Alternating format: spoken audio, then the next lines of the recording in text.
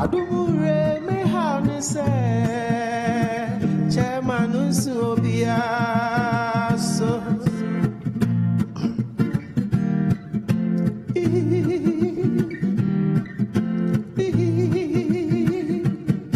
eje me de kuto sire me bakaye most I ja me bakaye undonko na onaye ye bia be amaye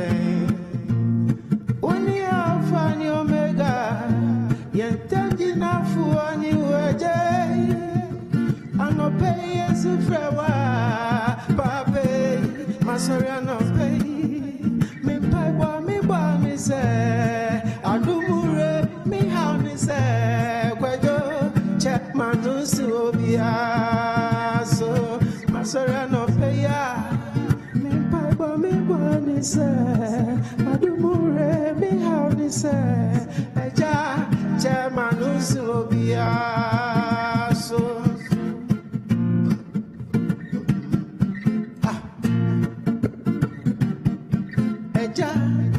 Sorry, I quit you, my home, my chin. Ebi so sorry, I dream free, a home, my chin. Ebi so good, so did that abundance. So, yeah, Jidi, sir, when you're about ding. Yes, so free, one veggie, yes, so. I don't know my name, yes, so. You may your body, yeah, so papa. Sorry, I no pay ya. Me, papa, me, bonnie, say.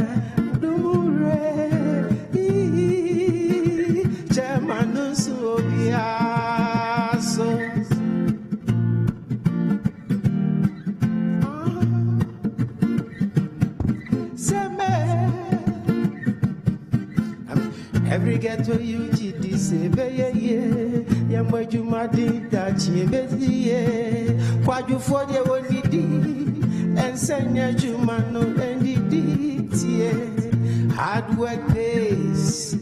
Them say no pain, no gain, ya can't every day. Yeah, be a word, I share mama, anything eja, I no pay, my sorry, I no pay ya. Me bani say, I do me how ni say, kwajo, chairman usu obia so, my sorry, I no pay. Me bani say, I do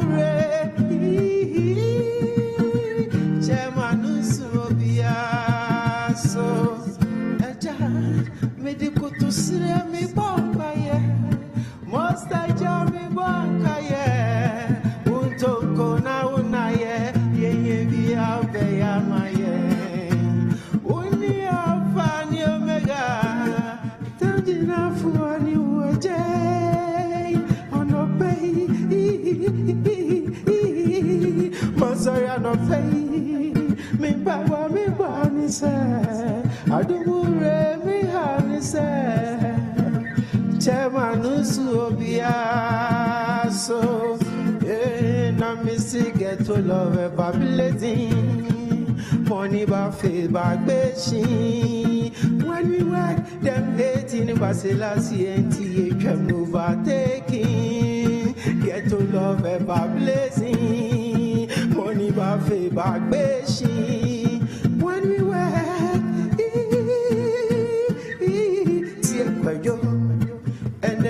na market, me shishem kwada no bukura bucket, echifi baru etititi gates, mechemu bibi na mwanye fake packet, unikeni udu krosu bechemu jacket, check budget. Hey! Masaria no pay, me papa me banisa, adumure me hanisa, kwajo chairman subia so. Masaria no pay, eja me papa me banisa, adumure.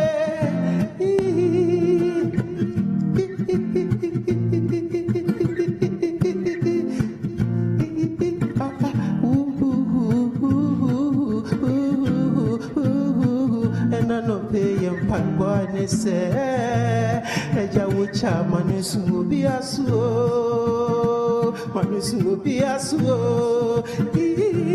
Masaria no pay, me pai boy, me body say, Adumure me honey say, Kwajo, che manusu biasu, Masaria no pay, me pai boy, me body say, Adumure. Say we say no bet me mama industry players ne dia na industry players ne dia na industry players we Citi big men in the industry where you dey corporate bodies where you dey Ghana music is sinking no them say beefing is the only way. If that be the only way, then I tell you respect no good day. We follow one another, rise up each other, respect the others. Now me say Kaji go, now music thing Kaji go. I'm not fighting thing Kaji go. I'm not boxing thing. Anything you got, I say I don't say. Me papa me bani say, I do more me honey say, Kwajo chairman subia. Who get to the mount pie bani say. Taxi driver who pie bani say. Truck driver who pie bani say. Teacher me say who pie bani say. Kwajo me dear, Masaria no pay.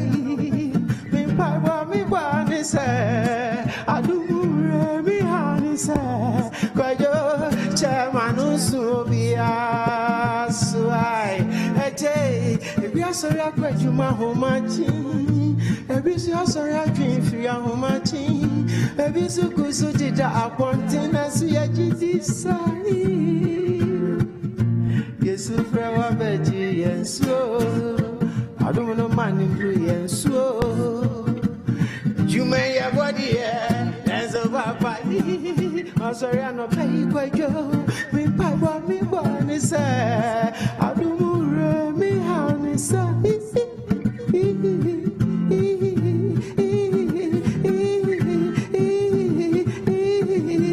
oh, my baby, cool. When you are here, my baby, cool.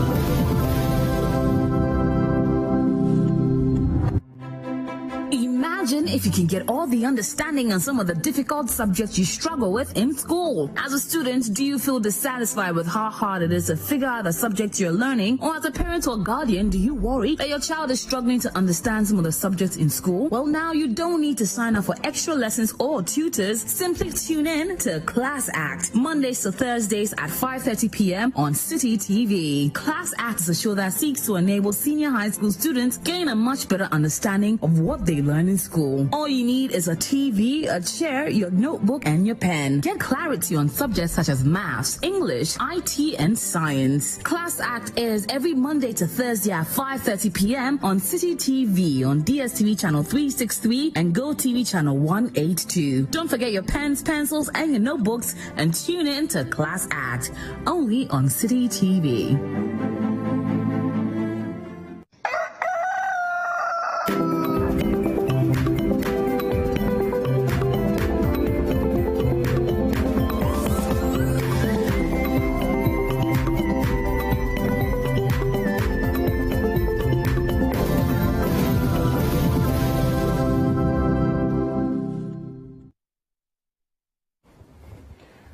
Good morning and welcome to Breakfast Daily. Wherever you are in the world, we're here in Accra. This is Breakfast Daily. My name is David Kwekusechi and you're welcome. Yes, and I am Jifa Ekia Avatam. Now, it is an interactive show, so wherever you're watching us from, we do want to hear from you. Use the hashtag Breakfast Daily to contribute to the conversation. Yes, and we have a WhatsApp line as well. +233 550 585832.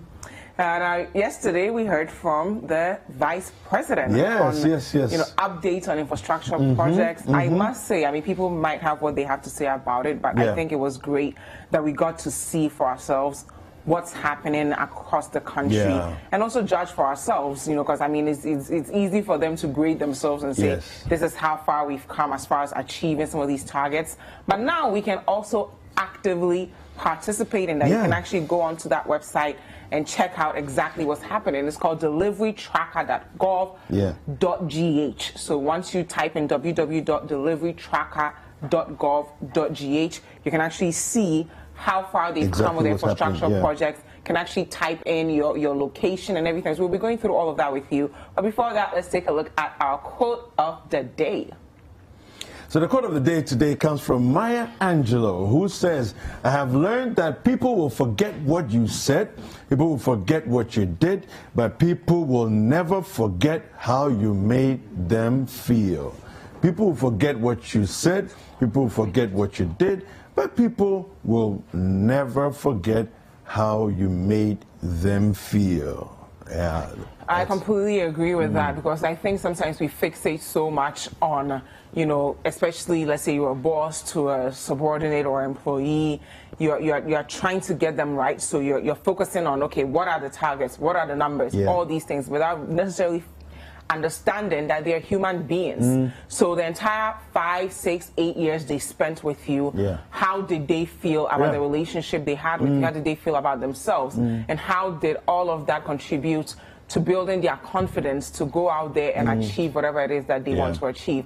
So I think when it comes to this, I mean, Maya Angelou is the queen of emotional intelligence and empathy. So in all we do in life, let's not forget that the things we say, people will end up forgetting. All those things they'll forget, but in that moment, how we made them feel, especially when they were at their most vulnerable, is what they will always remember.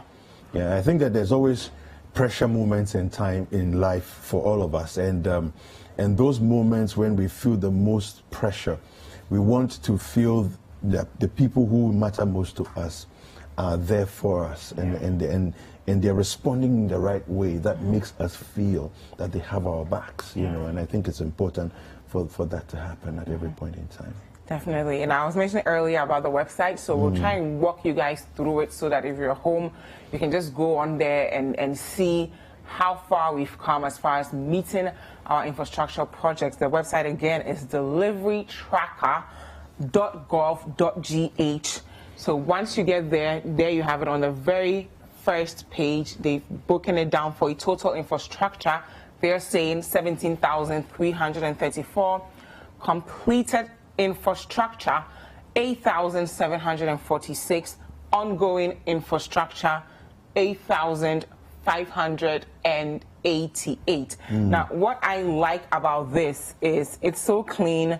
You can actually understand it. And if you actually go up there and you click on infrastructure tracker, once you click on that, what they have there again, 17,334, 8,746, 8,588. What I like most about when you click on that top bottom that says infrastructure tracker, that's when you count 1, 2, 3, 4. So you have home, you have Ghana Beyond Aid, you have 2016 Manifesto Tracker, and then you have infrastructure tracker.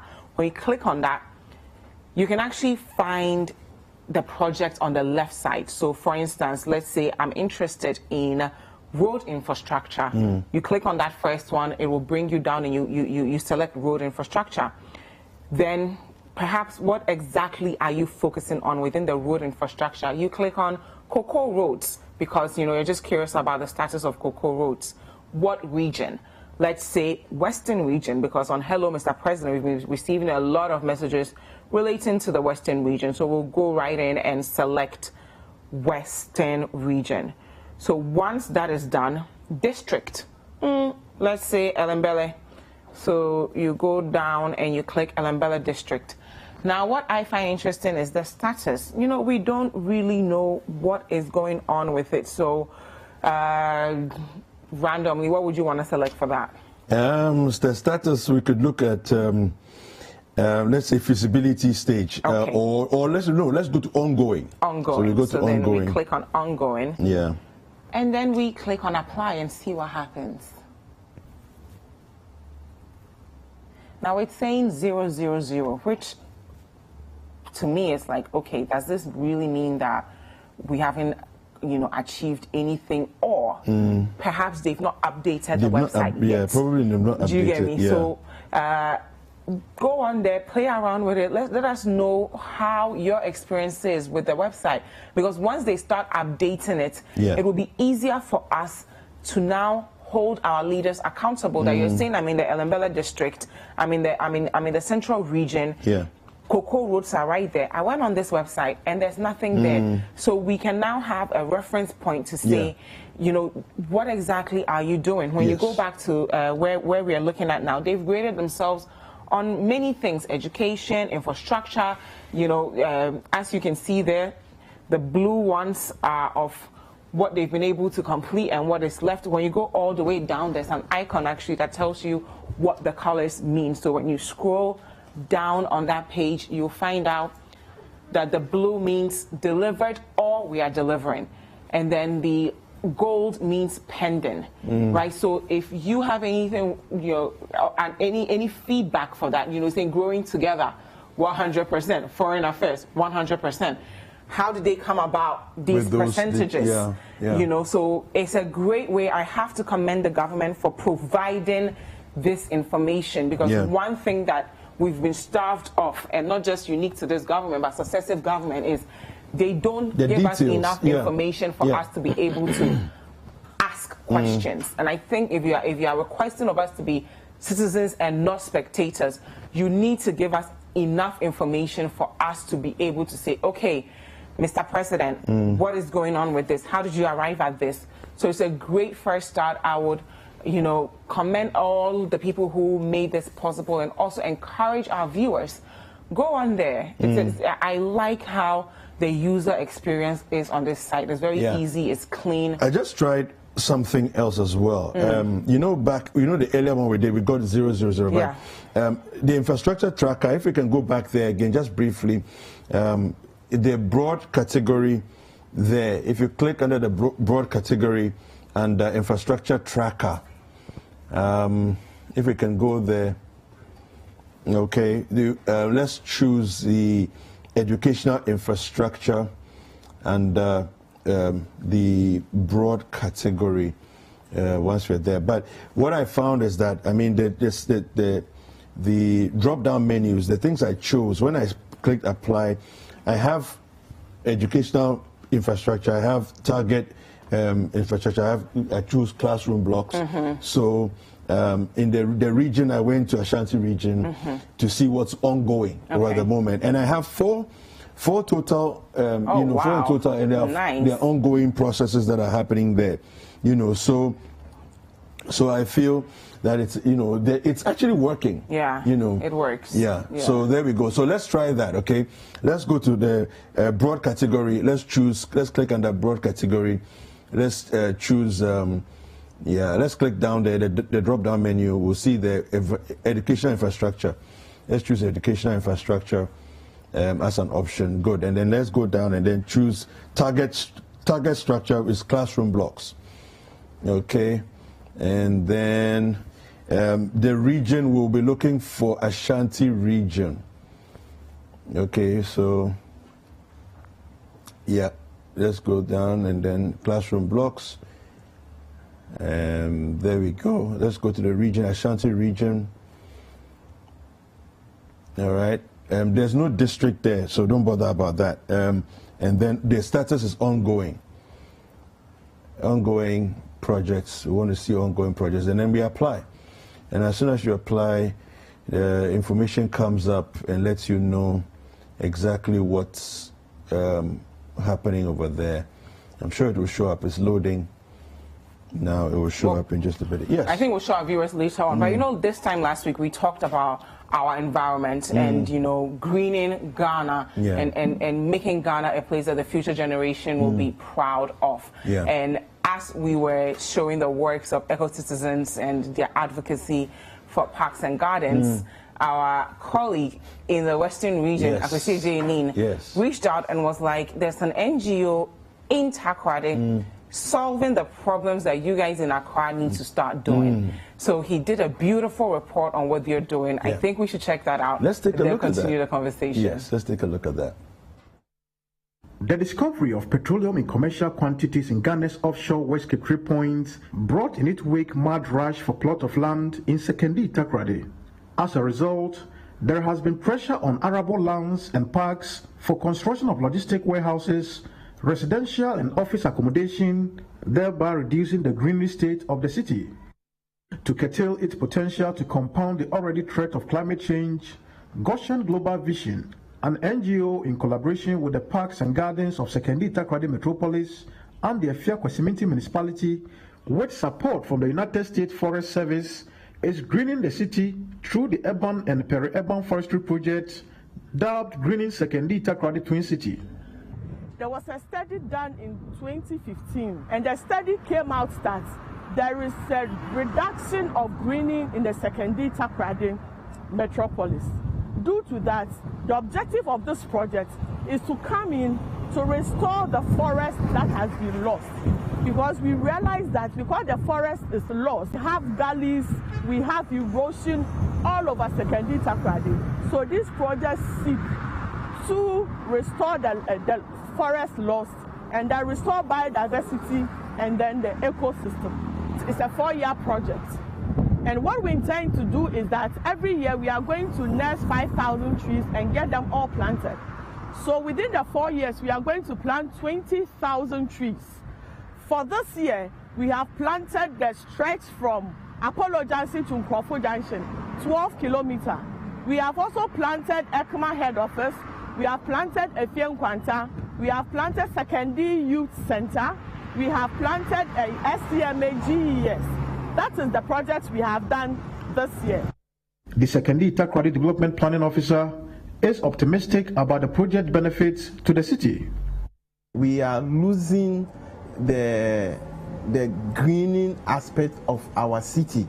So that is the main focus of the assembly, coming to partner Goshen Global Vision to, green the city. As an assembly, what we did for the first start is to, dedicate our unit, one of our units, which is Parks and Garden, to work directly with the NGO. And secondly, we also gave a parcel of land within Escado Keten, where the nursery of the seedling took place.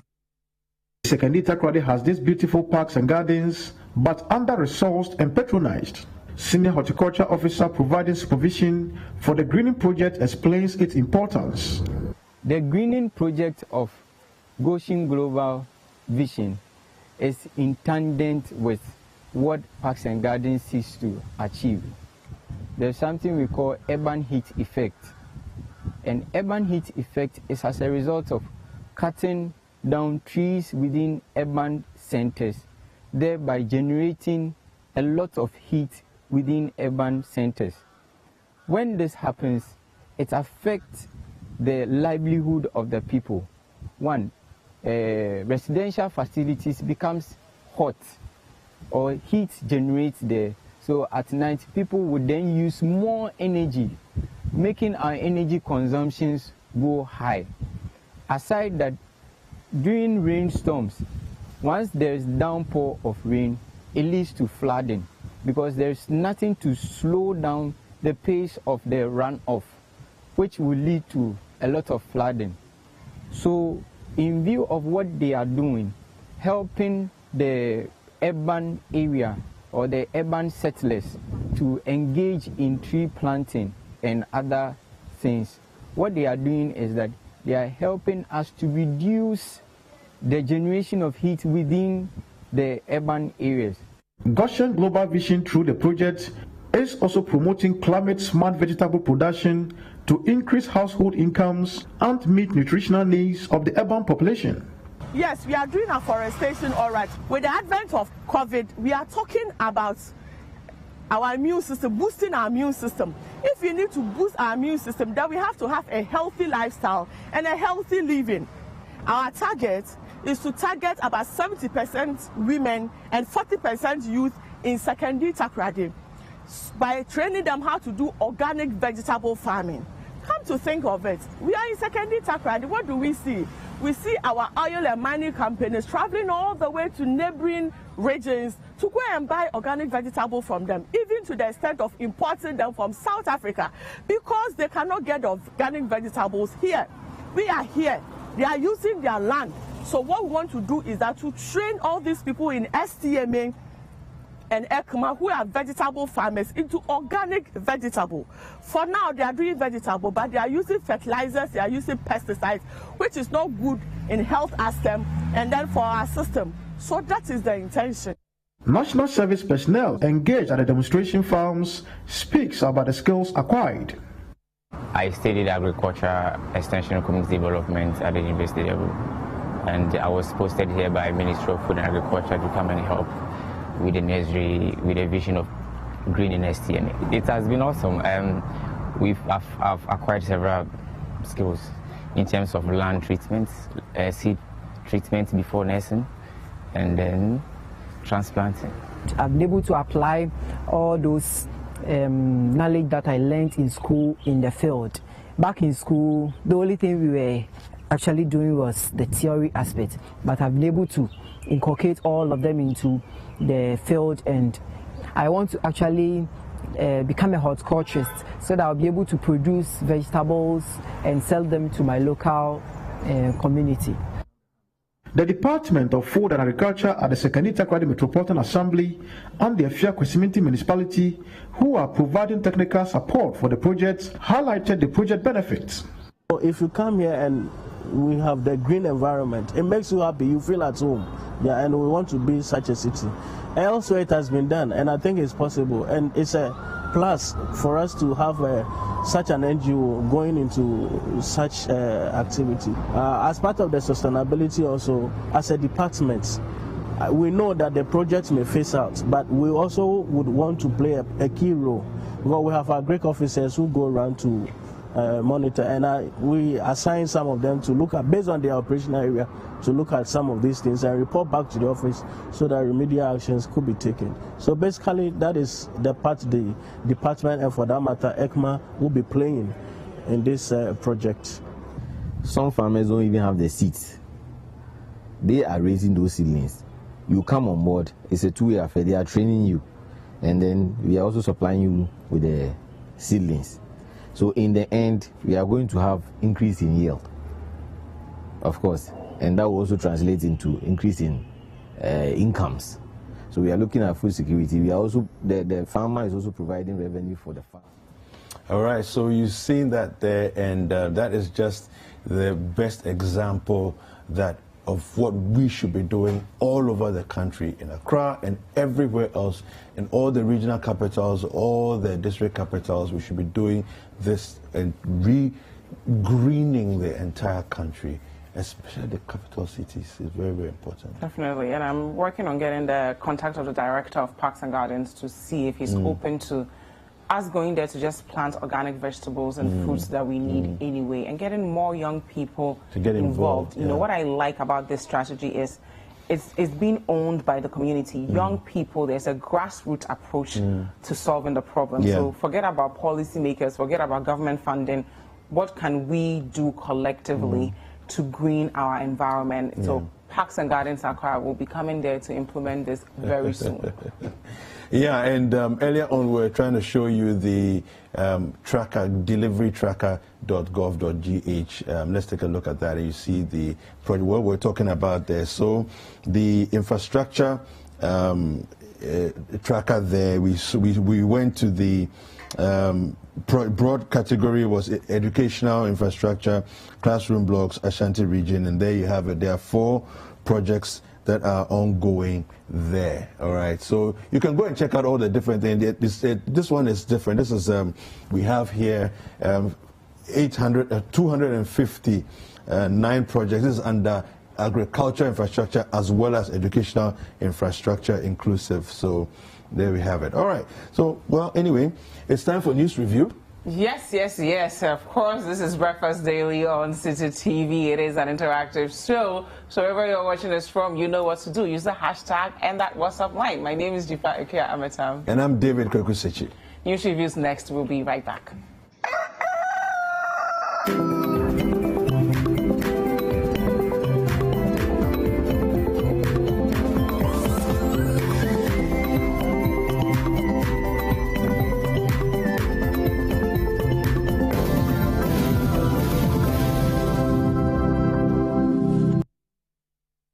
Close-up deep action with antibacterial mouthwash formula and deep cleaning gel. Close-up deep action. Enjoy long-lasting fresh breath.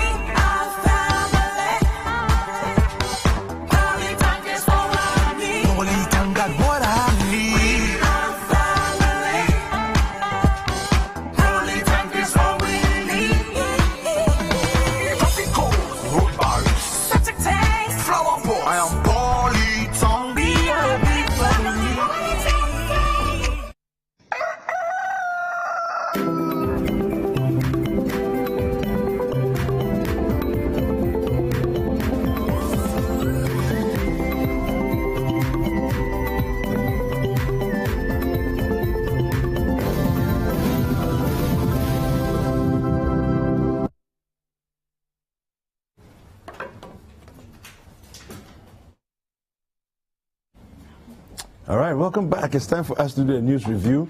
My guests are seated. I'm going to go through the dailies that we have here. We'll do some online stories, and then I'll introduce my guest to you. Then we'll have a conversation.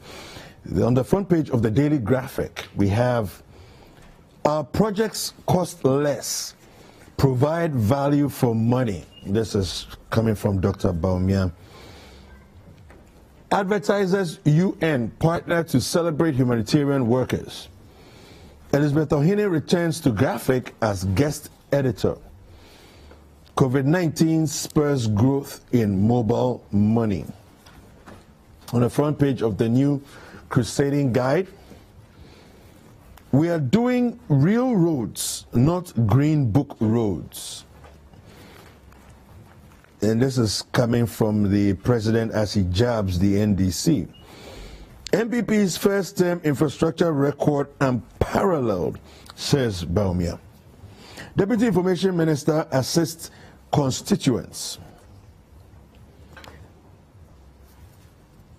Philip Addison not thrown out by Supreme Court.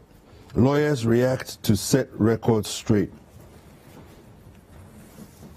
On the front page of the Chronicle, Ahoy, Jane doctored JJ's interview with Radio Gold in 1996. This is from Amidu.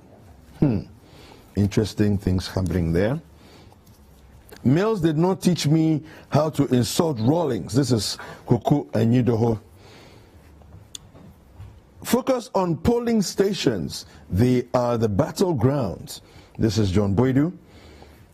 And from the Vice President, every district has got its share of the national cake. On the front page of the Finder, keep to the roadmap against political vigilantism, Prof. Asante. We are completing inherited projects, Dr. Baumia. 17,334 MPP projects, 8,746 completed, 8,588 ongoing.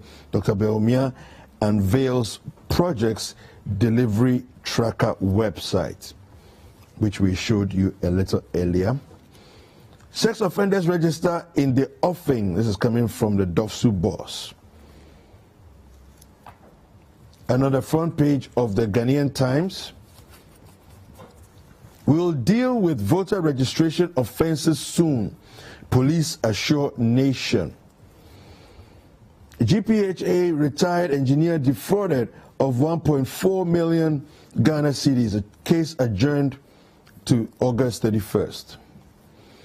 President cuts sought for construction of 200-kilometer road in Elembele.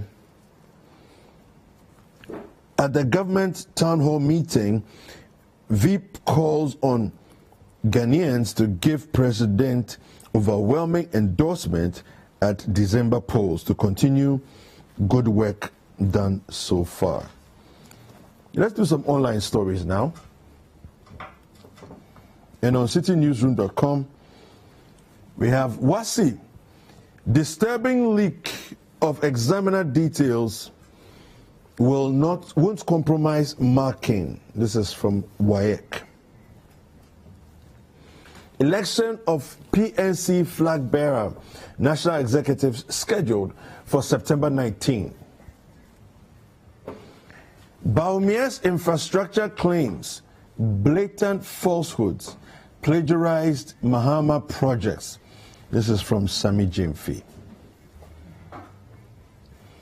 Leaked WASI questions were circulated on social media. This is coming from the Africa Education Watch. We've completed 8,746 infrastructural projects since 2017, says Baumia. And on citybusinessnews.com, Okada riders lament no insurance directive, call for legislation of their operations.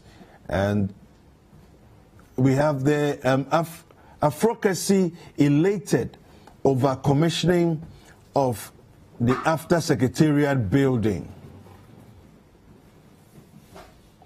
Financial stocks likely to bounce back post-COVID and 2020 polls. Importers hopeful of better trade should borders reopen. Increase investment in anti-fraud training for financial sector employees. This is coming from the E-Crime Bureau. And on My Joy Online, it's in our interest to complete and finish projects of previous governments. This is coming from Baumia. And on BBC.com, Biden crowned as Democratic challenger to Trump. And then we have Africa Live on BBC.com. Mali's military makes fresh elections promise.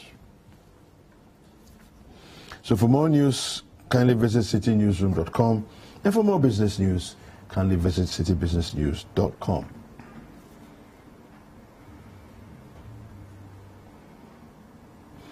All right, so the show is interactive, and kindly use the hashtag Breakfast Daily to let us hear what it is that you're thinking. If you're watching by Facebook, kindly comment on the stream below. And then also, we have a WhatsApp line, it's 0550-585832. We'd like to hear what you're thinking. If you happen to be outside Ghana, you want to contribute to the show, kindly add +233 to that number.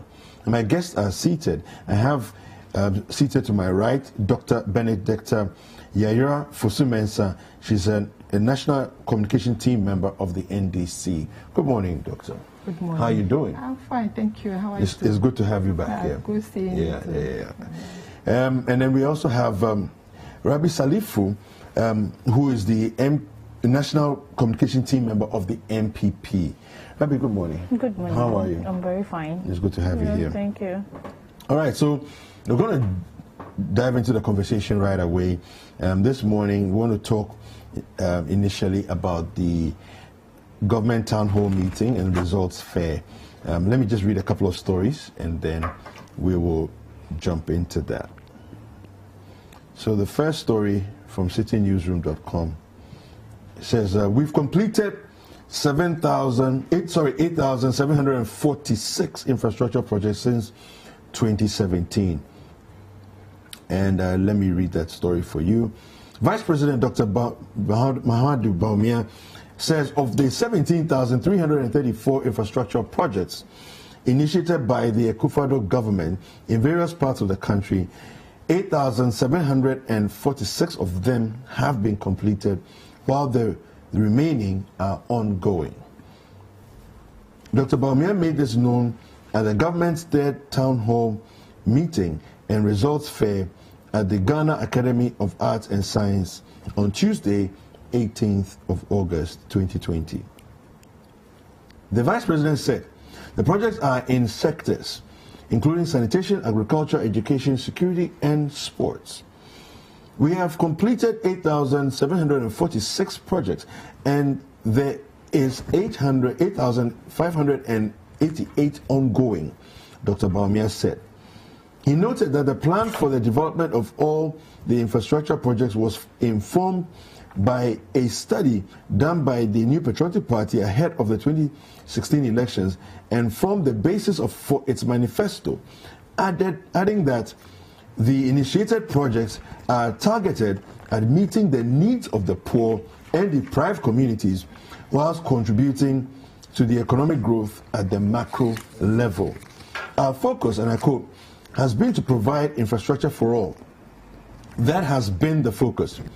And our approach to infrastructure development in Ghana has been twofold. First, to provide the infrastructure needs of the poor and deprived communities at the micro level, like water, toilets, clinics, electricity, markets, and so on. Many governments have ignored this historically. Second, our approach is to provide for the broader infrastructure needs of the economy at the macro level to drive economic growth, Dr. Bawumia noted. All right, so he goes on to give the regional distribution and so on and so forth. But I just want to come back to Rabi and start with you first of all. Yes. So it's exciting. First of all, I would say that he's as somebody who has sort of watched different governments do a lot of different developmental projects over the years.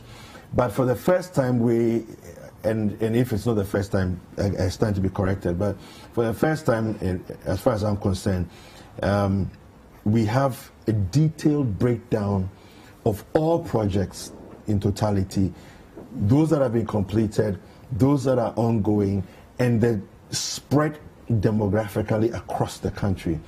What are your comments, initial comments on that? Yes, before I move into the main discussion, I obviously, and as courtesy demands, would want to say good morning to, first of all, Doctor, for sitting in with me, and also to all your viewers.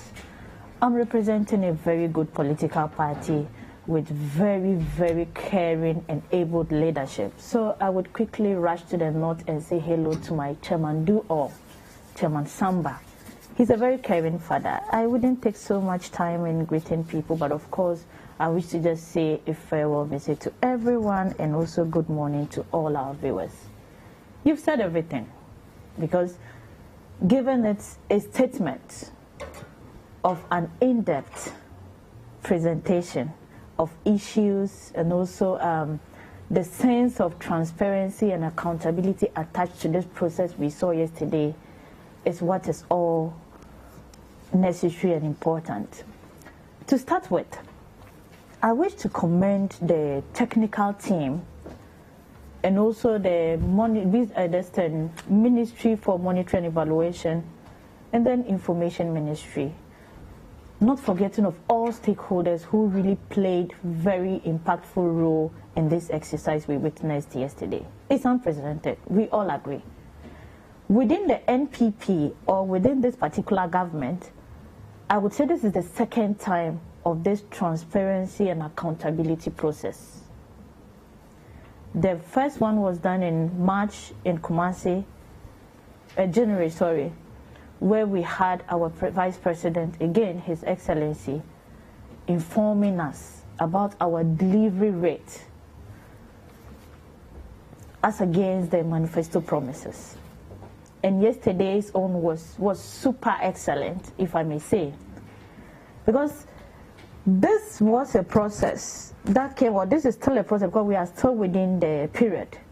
That is not just coming to tell us we have done ABC, but rather bringing us to the specifics from the national, regional to the district level, having pointing communities, having pointing locations. So it was shown by Jifa earlier on, the tracker app, how it was demonstrated by you and Jifa, and we saw how it works. You just go to the app and then you click and it takes you there.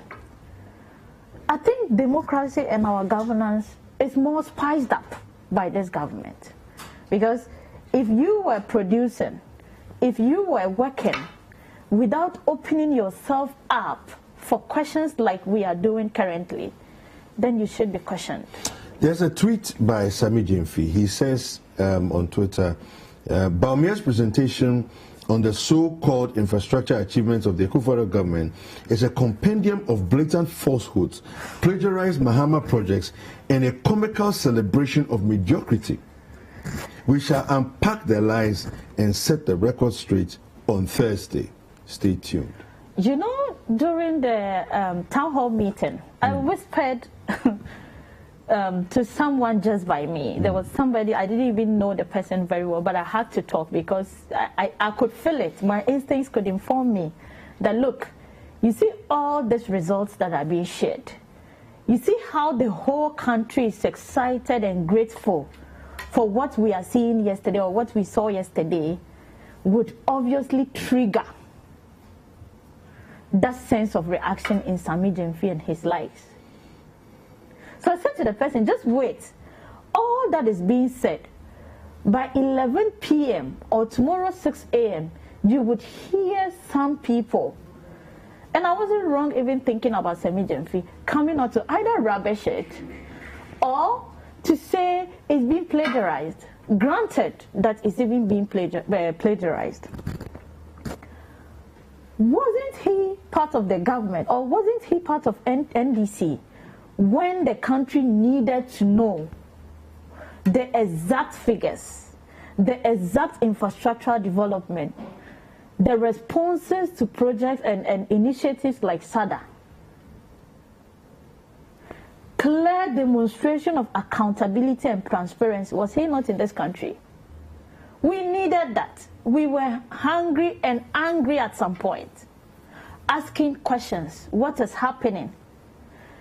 Having a tracker system is a huge plus, and that one, I don't think he would forever want to say they even did a tracker system. Even if, granted, it's even being all the projects in the tracker or our infrastructural delivery records has been played. I'm even saying granted because it's not the case, but I'm even giving him the benefit of doubt that granted is the case. Did they do that for us? Did they come to tell the ordinary Ghanaian, this is what I have done in security, this is what we have done in education, this is... Yes, of course, they can argue the Green Book is there, but of course, we are looking at the substance. All right. I'll come back to you. Let me go to Dr. Fosu-Mensah. So, Sami Jemfi says here that the Baumia's infrastructure claims are blatant falsehoods, plagiarized Mahama projects. Why is this the position of the NDC? Or this is Sami Jemfi's own personal spewing? Yeah, good morning to you. Morning. And good morning to our cherished viewers. I say good morning to my people in Central Town and to the fraternity of NDC and the country as a whole. It's quite interesting listening to my sister and the MPP. I would say probably they are just tickling themselves and popping for themselves for very little that is being done. My sister talked about the fact that they have done so well when it comes to infrastructure, and the fact that when you go to every district or every region, you'll find infrastructure. I must say that these infrastructures that are being talked about is really, really something that is, there's very little to talk about it. 17,000 projects is not little. Let me tell you, my brother, when we talk about infrastructure, we mean massive infrastructure. If you go and build a one classroom block, and you call it infrastructure and you think we should clap for you, I don't think you deserve that clap. No, but everything adds up, doesn't it? If you go and, develop ponds, I don't think Ghana should clap for you for that. For me, I feel it's even waste of our resources. Okay, so we are all in this country. Let me ask you something, then you can answer it together with your answer you're giving, right? If you're looking at, let's say, a town, let me pick a town in Ghana. Let's look at, let's say Tumu, for example, right? And you're talking about infrastructure projects, right? You'll be talking about projects like, let's say dam projects. Okay, let's refer to dam projects. You're talking about projects. You can't build in Tumu a dam like you're building, let's say, Akosobo Dam or any other dam of that size, right? So when you say the projects are tiny and they are insignificant, I think it's important for us to bear in mind that we are looking at a situation where we need to contextualize what it is. And you can't, I don't want you to rubbish the projects that are happening in small towns because the projects themselves are small. The projects are happening in small places. So a classroom block, right, in a town, if they don't need a super complex, why are you building a super complex? That's more of where I'm coming from. I don't know if you understand what I'm trying to drive at. Okay. You can go ahead. Thank you. Yes, you are just giving figures of 8,786 projects being completed. And it's expected that Ghanaians should start clapping because they have given figure. I don't think we are looking at figures here. We are talking about infrastructure, something that is, and I remember my sister talked about the fact that it's unprecedented. I think when we talk about infrastructure, if you compare NDC record as against MPP record, they are just not comparable. I talked about... Give some comparisons. Yes, I'm just talking about this issue of dugouts that we all saw during the dry season, that the so-called one village, one dump. The dump was most needed at the drying season. This dugout, or so-called pond, all dried out.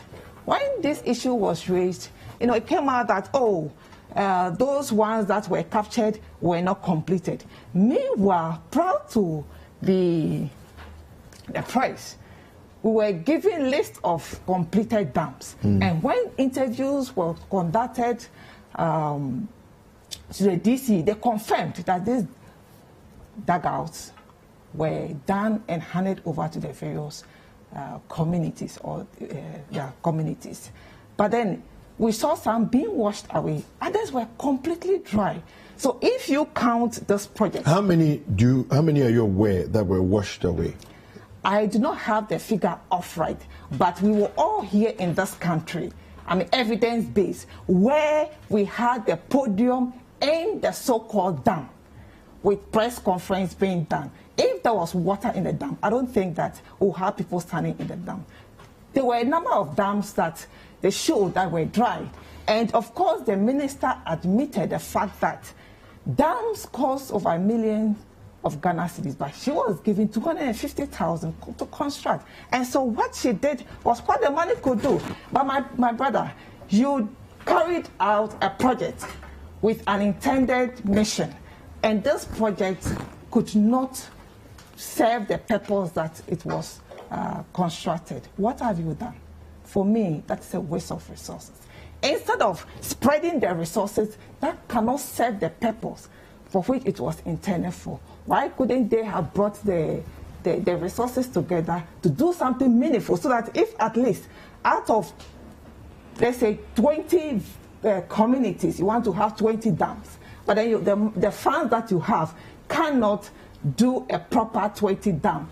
You could put that funds together and have 10 or 5 meaningful dams, so that at least all these communities do not lose out in the benefit. Let me talk about when it comes to infrastructure. Let me just talk about, we were all here. Yeah. Just a minute. We were all here when they talked about the fact that the project that NDC claimed they have done, most of them are just pictures. They are just... they refer to them as Green Book projects. Exactly. Yeah. And they said they didn't exist in the Green Book, or on the ground. They didn't exist. We were all here when Pius that day was found wanting. When the Green Book, as I carried, was shown to him, and he was asked to open any page and tell the audience which of the projects that, according to them, does not exist on the ground. He couldn't. We are all here. When the Minister of Health, when he was got infected with COVID-19, and he was sent to Ghana Medical Center, he claimed he wasn't on admission. He was relaxing. He had forgotten that the Ghana Medical Center that they claim is just a picture in the Green Book doesn't exist. But here is the man relaxing and forgot that that was a hospital and referred it to it as a 7-star hotel. My brother, if you talk about infrastructure, I don't think NPP can compare itself. You look at the Rich Hospital. Go to Ghana, this is Terminal 3. When it comes to West Africa, I think NDC we've done well when it comes to infrastructure. Look at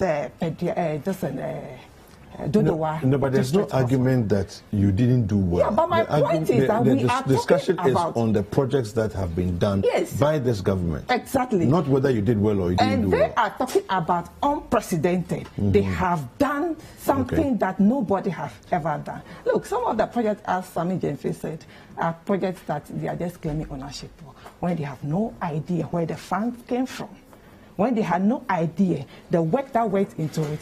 A typical example is the Tema Runabout project, or the Tema Interchange, that they are claiming ownership without even acknowledging How are they claiming work. ownership?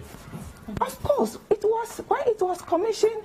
No, President Nanado said the fact that yes, that is road project. They are doing massive road project and things. My brother, if I come to give you money, I have gone to look for money, and I've given the money to you, and I've asked you as a contractor to probably put up a house for me or house for a community. I don't think it's right for you to claim ownership of that project, because you didn't know how I got the money, you didn't know what went into getting that money. And so for you to come and claim ownership for that project, I don't think you are being fair. I don't think that is right. There are projects. So, for example, there's another article here which says we've completed 16 out of 30 health projects inherited from Mahama. And this is Baumia speaking. So he also goes on to say, he said the Nanado administration assumed office meeting 30 ongoing projects in the sector from the previous government, out of which 16 have been completed. So he's not claiming ownership here. He's saying that there are projects that were existing, they were ongoing projects, they took over the projects and have completed so far 16 out of 30 of them. So I'm not sure what your argument is. It's a claim. Okay. We'll go for a short break. I'll come back. I'll have you come in. Let's take a short break. Please don't go anywhere. We'll be right back.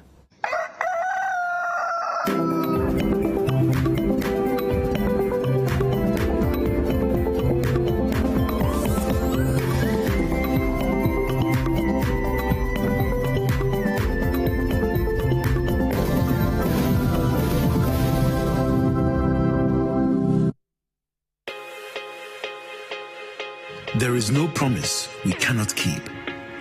There is no commitment we cannot honor. There is no delivery we cannot guarantee. There is only one Bethel Logistics Company Limited, a licensed international freight forwarding and clearing agent, a trusted global brand with an extensive network for the movement of air freight and ocean freight worldwide. We are the trusted name for road freight into Western and Northern Africa. We are fully accredited by Ghana Customs and Excise. We cater for all your freight forwarding, customs clearing and forwarding, cross trades, inland transportation, internal cargo tracking systems, customer freight costing and consultancy, cold chain logistics management, logistics and warehousing, quality inspection, and much more. In Accra, Tema, and Takrady, we are always available to ensure easy movement of cargo countrywide. Call us on 0204 528 900 or 0244 707 859. Email info@bethellogistics.com. Locate us in Accra at North Ridge, adjacent Accra Girls High School, or in Tema at Community 4, or in Takrady on the second floor of the GCB building. Website bethellogistics.com. Bethelog, experts in shipping logistics. Thank you, sir. Hello, my name is Samuel Ofori, a film actor and a film director. Because of the nature of my job, the taste for quality things is endless. Quality phones, quality laptops, quality TV sets. Let me show you my secret.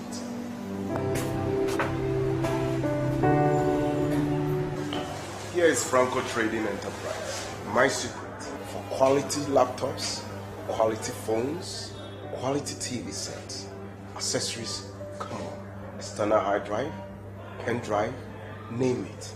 For bulk purchase and retails, come to Franco Trading Enterprise. They will reduce the price for you. Franco Trading Enterprise. Home quality.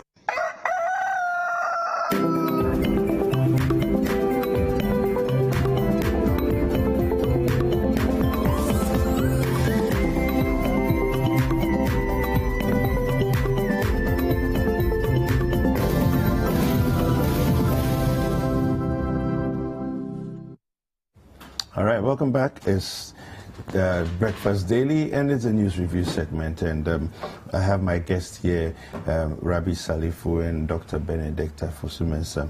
They've been engaging on the conversation about the town hall meeting that happened yesterday. Some of you have been sending us messages, and we'd like for you to keep sending them in. Hashtag is Breakfast Daily, and also the WhatsApp line is 0550585832. Let me read a few messages, and then I'll have Dr. Fosu-Mensah continue her submission. Good morning, Citi TV. Why is Dr. Bawumia and the President not commissioning these projects for Ghanaians to see?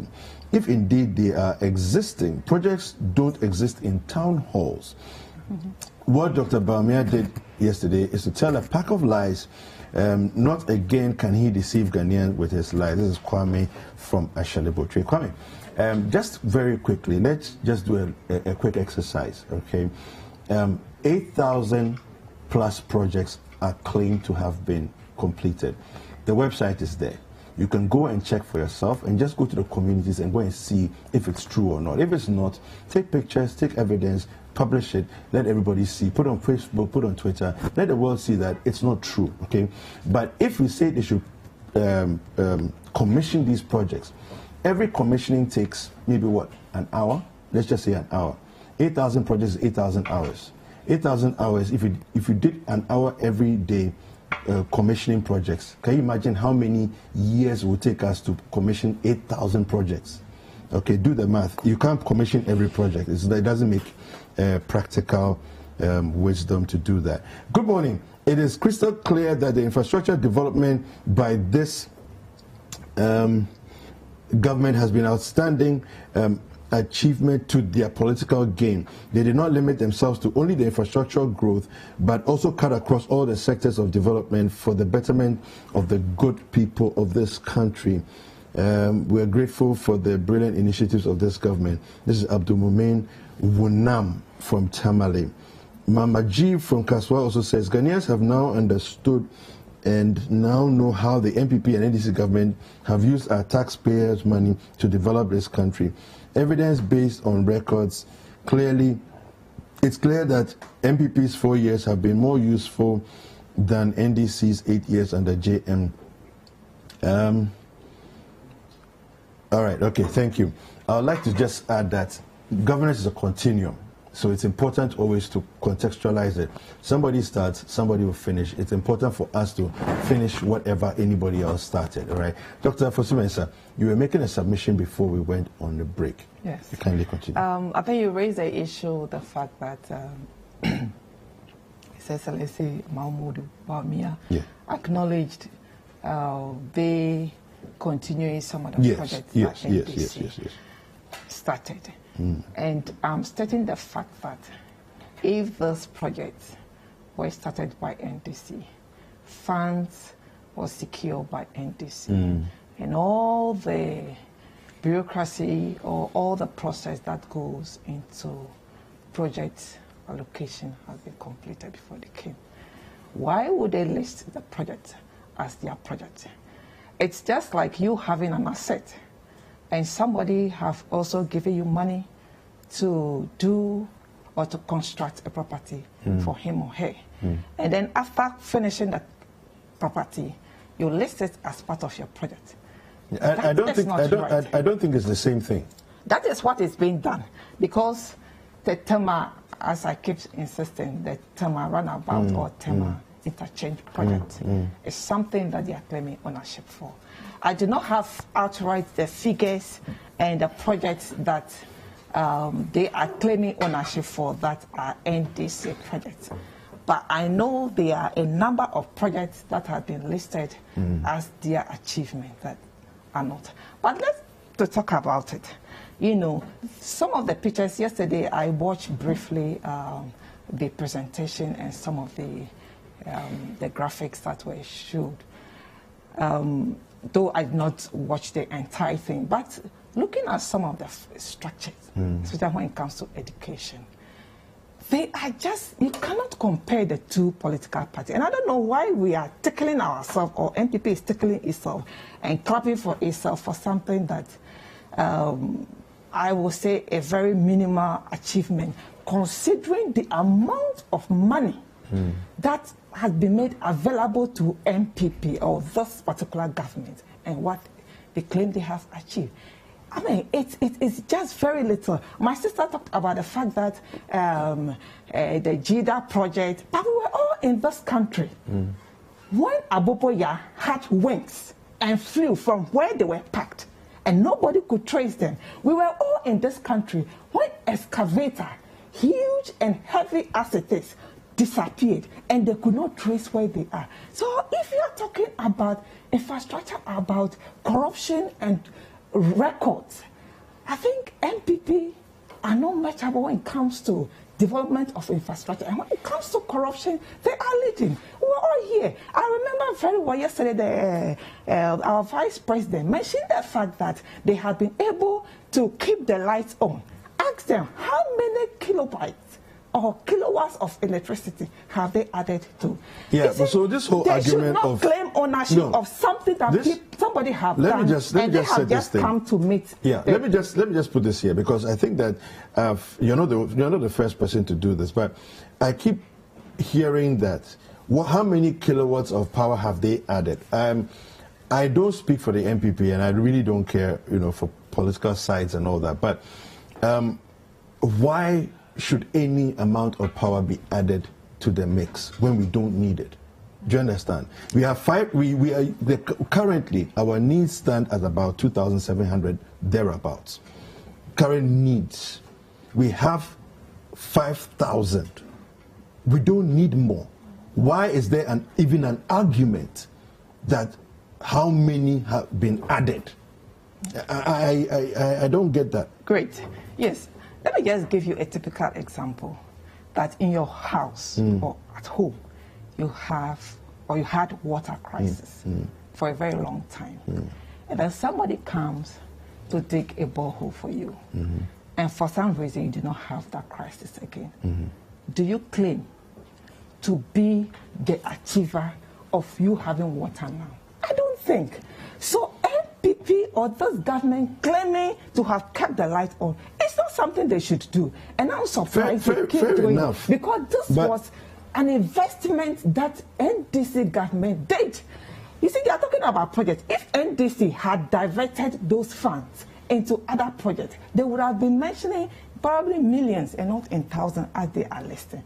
But this is a very capital-intensive project that they invested so much. And I remember before NPP came to government, Bawumia kept the fact that, yes, the Donso has stopped, but we will not give credit to him because he didn't, it's Ghanaians' fund and things. And then today he turns around and says, we have kept the lights on.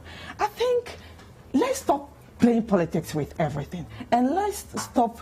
That's what politicians do, right? As if in Ghana, it's like people cannot just see things for themselves, and so we seem to just believe anything anybody throw out there. I think the records are there for everyone to see that if today our vice president is saying that it is NPP and for that matter, this government that has kept the lights on, that is not true. And I don't think they should be saying those statements. We need to give credit where they deserve it. When we talk about health infrastructure, NPP cannot compare itself to NDC. They claim most of the hospitals that NDC claim they have built were non-existent. And they are there. Go to Rich Hospital. Go to where did they claim that? Listen, let me read this to you. Because what you're claiming what you're saying doesn't seem to be something that I've heard Bawumia claim.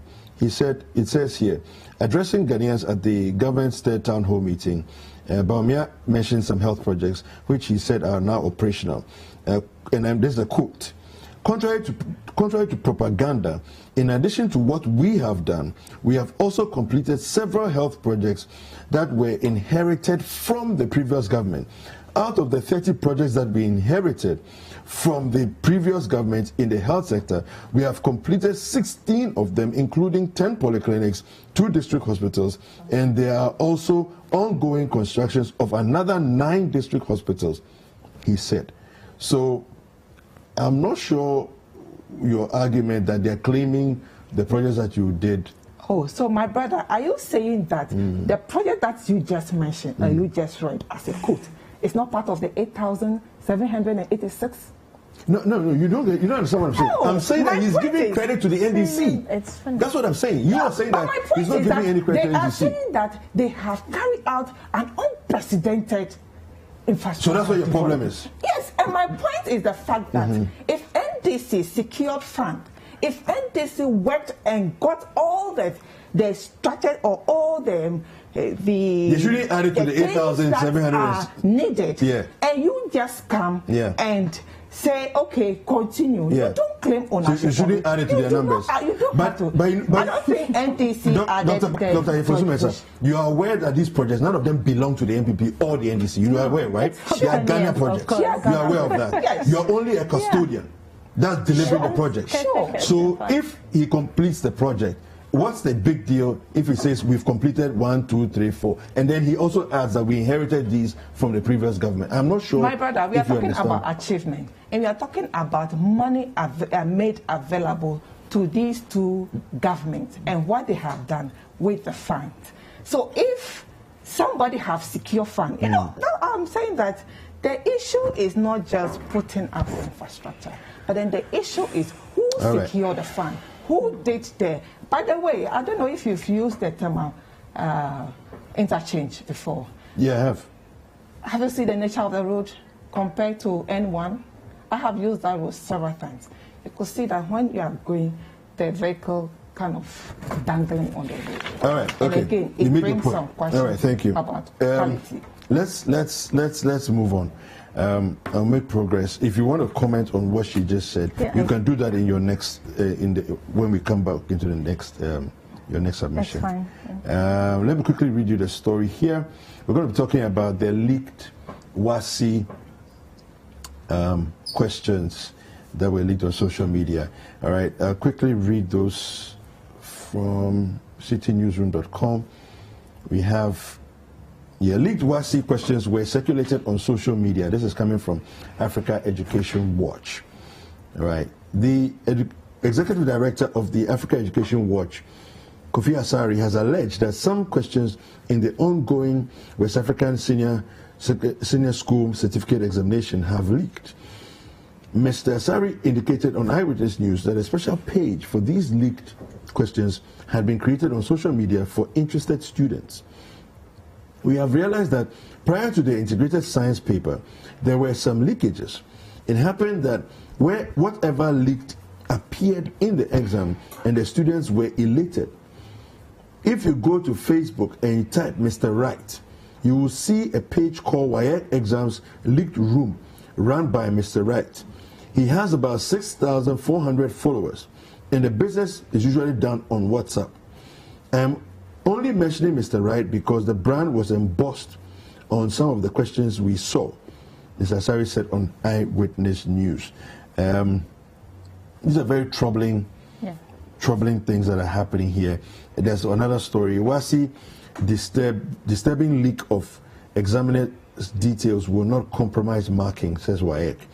The West African Examinations Council says it is disturbed by the leak about the leaking of the confidential information on examiners.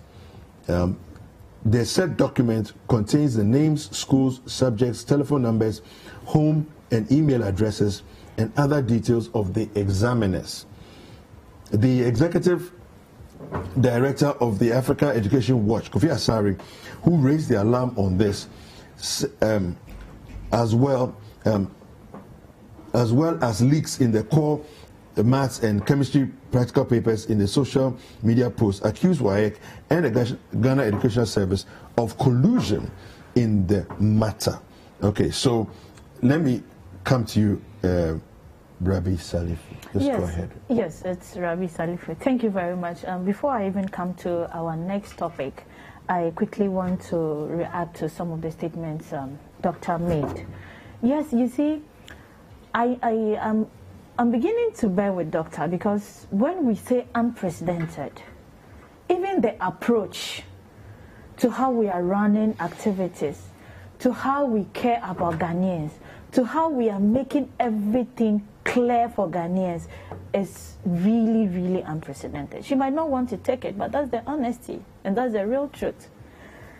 If they did, let's see what they did. And also having to say the projects are not are so meager or something. Taking just 16, the 16 completed, not even going to what we have started afresh, not going into other interventions that we brought on board, just limiting to the 16 completed projects alone is a big deal, if I may tell Doctor. Because today, what matters, and I know Doctor knows very well that it's not about starting a project. And it's not about just conceiving the idea to implement a project. What matters is sustaining it. And what goes into sustainability? It's obviously continuity. I know other think tanks and other discerning and well-meaning Ghanaians are much worried, or used to be much worried, about government transiting and others coming to abandon projects and not continuing with the good work the previous government has done. The NPP government deserves a huge applaud, and in fact, a standing ovation on this. Because we haven't come to rubbish. We have come to pick, continue with it. And secondly, with the dugouts issues and all that, we know what happened. It's so usual of NDC. They came to just port a few, you know, Northern region is always very faced with climate change and its effects, both positive and negative. But even we need to dwell on the negativity. She knows what actually that really means. Talking about credit and all that, if you did it, you talk about it, and obviously Ghanaians are watching and they know what that means. Coming to the WASI issue, you said it earlier. It's indeed very worrying. It's very worrying. And then if you look at these exams that we do take as Anglophone countries in Africa and specifically West Africa, you would tell that this is an examination that is obviously have no kind or co-equal, if I may put it, because it is rated very well, and it is a certificate that is even respected not only within Africa or West Africa, but other parts of the world. Because today, if you go to the UK, with a WASI certificate, especially with the English and maths proficiency, you are obviously given some kind of, I don't want to say respect, but it's kind of valued, if I may say it. However, WAEC as an independent body, or the WASI, I know it's not just WAEC alone that does that. There are other stakeholders that also kind of play some kind of roles. So if we need to be specific, I may be quite unfair. But even come to say WAEC, I think the system needs to be checked. Because when you look at it at a broader view, you tend to ask some few questions that, how come? Because this is not our first time hearing leakage of question papers and all that. I remember in my year, we had some leakages and they had to cancel our elective maths and physics papers. I see. How come did it happen?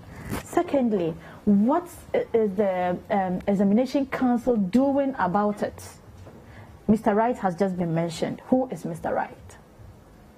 How come Mr. Wright is operating? We have 30 seconds left. Excellent. So obviously, it is an issue that they need to check inwardly, check their systems to know how does it happen and how are they going to curb that situation. And also down to the students, if you were relaxing to wait for an opportunity to be given leakage or a parent to buy leakage for your child, what are you doing to yourself or your ward? We obviously have to be very responsible to make it a clear grounds and a very fair grounds. That is to say, papers that were identified to have been leaked should be cancelled, go back to have fresh papers to give the students an equal leverage so that they can all come on the same page and write the exams clearly. I think that is what I have to say about that. Okay, thank you, thank you. So, Dr. Fosu, what are your comments regarding this WAEC business that's going on? Thank you. Before I come to that, just one or 2 points. My sister mentioned about the government. You're going back to that. You talked a lot about that already. Caring and loving. You have 2 minutes. Yes. Okay. Caring and loving. We do That's care. a project. We care. If this government really cared for the people of Ghana, people of Ghana, the Sagramid project shouldn't rot and waste away. The Sagramid housing project. It should not rot away. They promised that at Zongo, they were going to have something like a dormitory for the Kayayis. You have 1.5 minutes left. Where are they? Where are they? You know, we just recently, they went to destroy some communities because it's alleged that they were not, or they are there illegally. Where is the love and care that my sister claimed? Now, coming to WAEC and the leakage, I must say that this is really an unfortunate incident. And the trend in our education system, what we are seeing now, is very, very worrying. It kind of put all of us in a limelight as to the certificate that we have, the credibility of our certificate.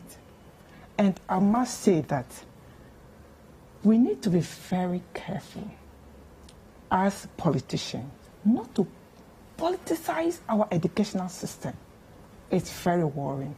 We have seen leakages over the years, but for this particular year, let me borrow the word, it's unprecedented what we are seeing. You agree with the word? It's the latest word. We saw the kind of agitation when students claimed they were given past questions that they were kind of assured was coming in the exam, and they learned, they chewed the question, they chewed the answers, just for them to go, and they were swept. Well, how is that related? I'm not sure why. It's very worrying why you're connecting because, it. for example, the SH3 are more or less referred to as Nanado graduates. It's very worrying because there is now a kind of spotlight on the performance of these students at the end of their exam. And so there is that agitation, they have to perform so that we claim, we take the glory for it, or we claim it's a great achievement. That is very worrying. So and that is what is putting the kind of pressure on the students. You know, we all Are you blaming that for the leaks? I still blamed the government. Are you saying the leaks are a result of that? I still blame it. I still blame the government for it. Let me tell you. You're blaming. Let me just get it clearly. Let me just understand clearly. Yes. Are you saying that you're blaming the government for the WAEC leaks? I blame the government for WAEC leaks. Why? Because the government is a stakeholder in WAEC or whatever happened in WAEC. Now I am saying so because when this free SHS came and the way it's being run, we all said free SHS, it's a wonderful idea and nobody disputed it. But then the way it was rolled out was our problem. The green and the blue and the yellow track system. And the site was great. A child goes to school 2 months and come home 3 months and that kind of thing. So the children had less time to learn. And what we saw for the first time in the history of Ghana was a government buying past questions and giving to students to learn. When we all went to school, I believe very well, when you went there, you look for the past code yourself and bought. Why should for the first time a government having an interest in the student performing well, not performing well in terms of teaching them, giving them enough or having enough contact hours, but just give them something to chew and pull? I don't think that I don't understand your logic on this one. The logic is this, is the fact that there is enough evidence to show that our government wants this batch of students to succeed extraordinarily that they take very far. Which in each case, the children are not well prepared. We're wrapping up the show. We have a last thing. I want you to just give a 1 minute comment here. I'll go back to Rabbi to also give a 1 minute comment. Your flag bearer says, and I'm quoting, often when we are counseling our children, we try to make it general, but among the children, you know the one who is a bad child. Even though you counsel all of us and say politicians are causing violence, all of you know who the bad child among your children is. From time to time, you must call them out and let them know that you are talking to them.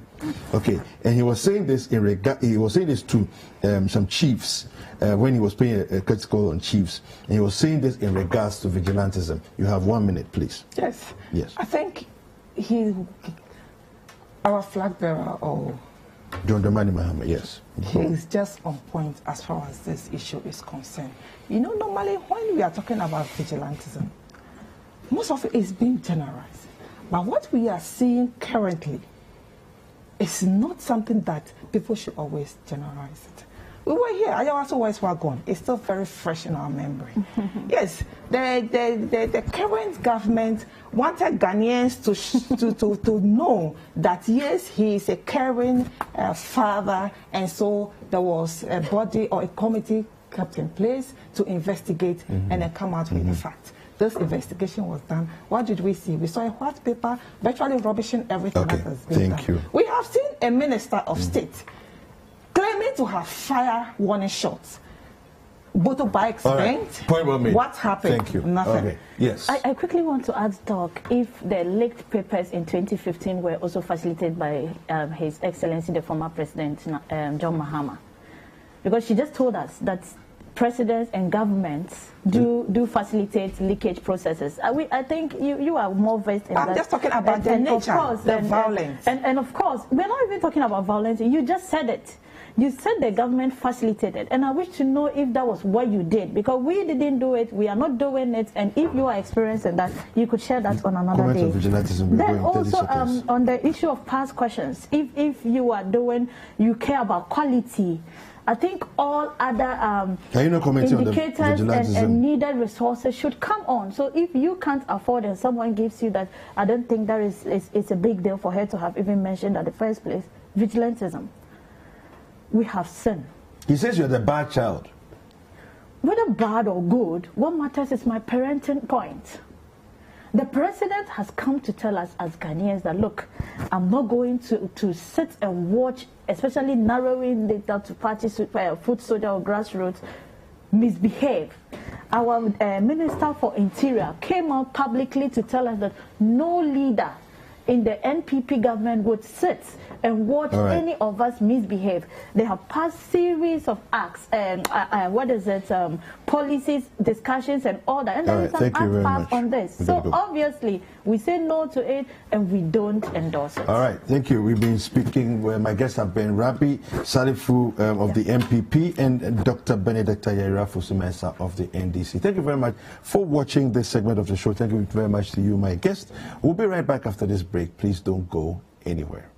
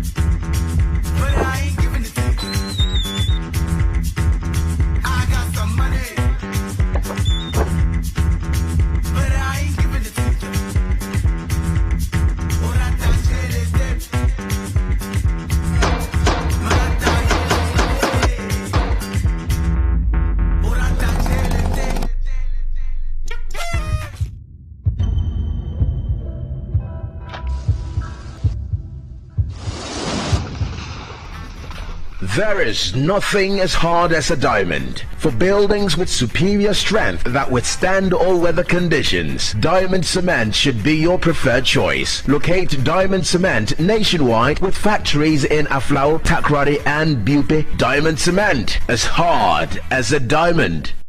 Whoa, what's going on, babe? Have you heard of Wheel of Fortune? No, what's that? Register on betplanet.com.gh. Select Wheel of Fortune and win a prize. What? Wait, I'm just gonna win a prize because I'm new? Yes, but to win a prize, you only deposit 10 Ghana Cedi. Before I win, I have to pay? Really? So you're comparing 10 Ghana Cedi to an iPhone, an iPad, 25,000 Ghana Cedi? Eh? Okay, Okay, then spin. Wait, we are ready. We are ready. Precision. Style. Class, execution, talent. Congratulations to the top 20 contestants that made it to the main audition for Keyboard Idol. The question is, which of these 20 talents will be in the top 10 and ultimately become the Keyboard Idol?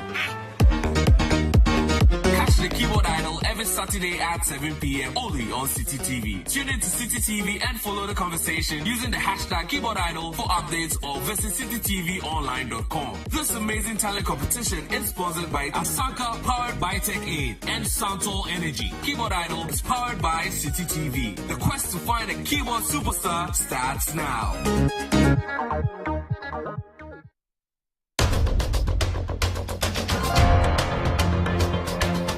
Tune in to The Point of View this and every Monday and Wednesday at 9 p.m. as I, Bernard Avile, get the right guests, ask them relevant questions on issues that matter to you. Significantly, and we will do 250 million Ghana cedis. We built up the stabilization fund, and the bulk of the 250 million US dollars, same figures, 250 million cedis, 250 million dollars, I can say was significantly what we put in with one oil field. So there was a lack of preparation. The sinking fund, we use the sinking fund because you prepare for the things that affect the economy. So when I remember I got the concussion, he took one of them, he told me that, well, if you take this, I am sure that you will get some running stomach. But if you do get that running stomach, it's part of the efficacy of the medication. And for me, it was telling that indeed this man knew that he was selling very quack medicine to people. That in fact, the rate of increase of people on the voter regional roll is actually declining. The relative rate of increase. Yes, yes. So on what basis can you make an argument that there's some grand plot cooked somewhere in Lomé to bring in Togolese to come and destabilize Ghanaian politics by somehow distorting outcomes? That cannot be true. I mean, the fact that you have comatose banks owned by Ghanaians does not serve you any good.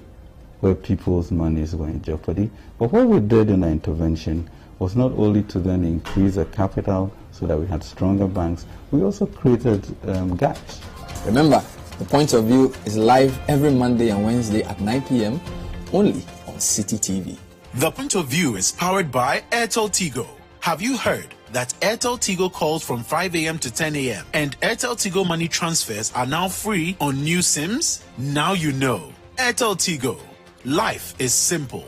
And Lydia Contraceptive. With Lydia, you truly decide.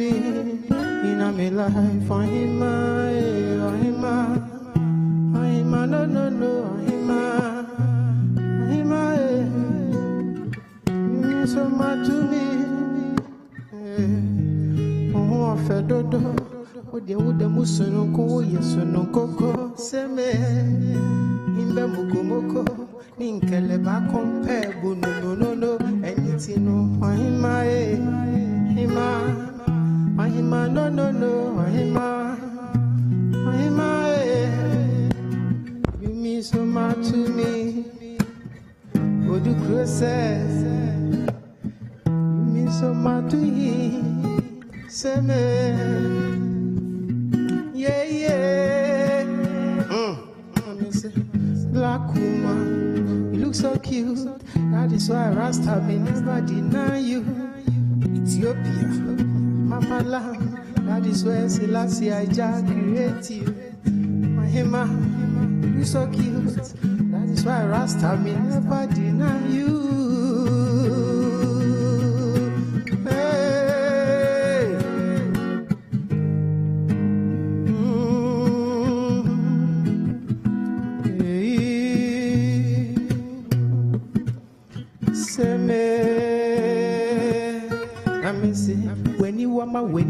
When you wama, your eyeball, they kill me. Oh, they shall me penami wo. Sube kumio ahofe. Ni wama, when you wama, eyeball.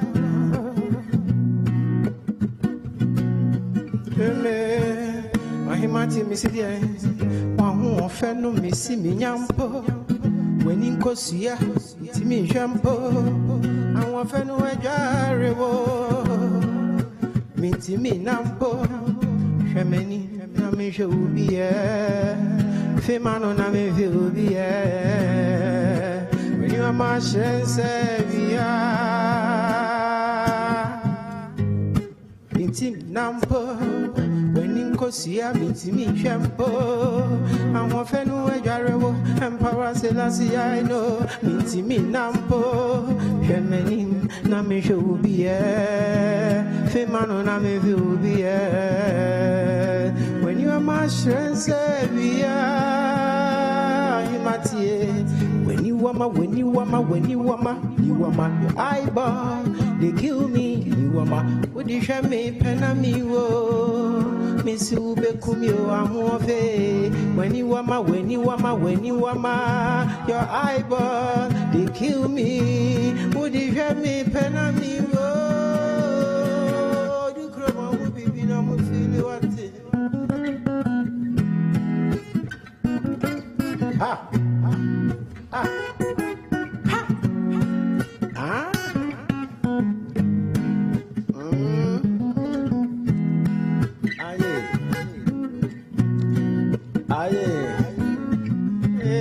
mighty Samini said, as far as my eyes can see, you bringing magic looking at me, I sense it. See this sparking at your eyes, see how me eye candy.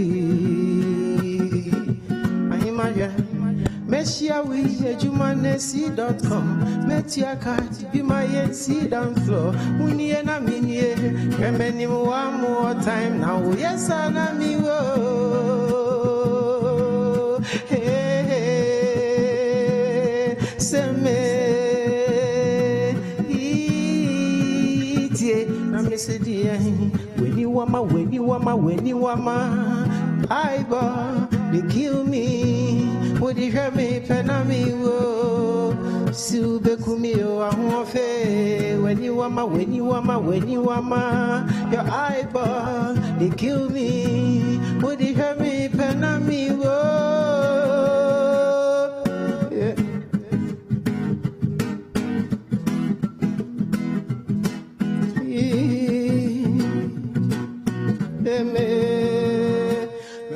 Get to you, my head, we are in the door for mine is to woman, we are in the door for.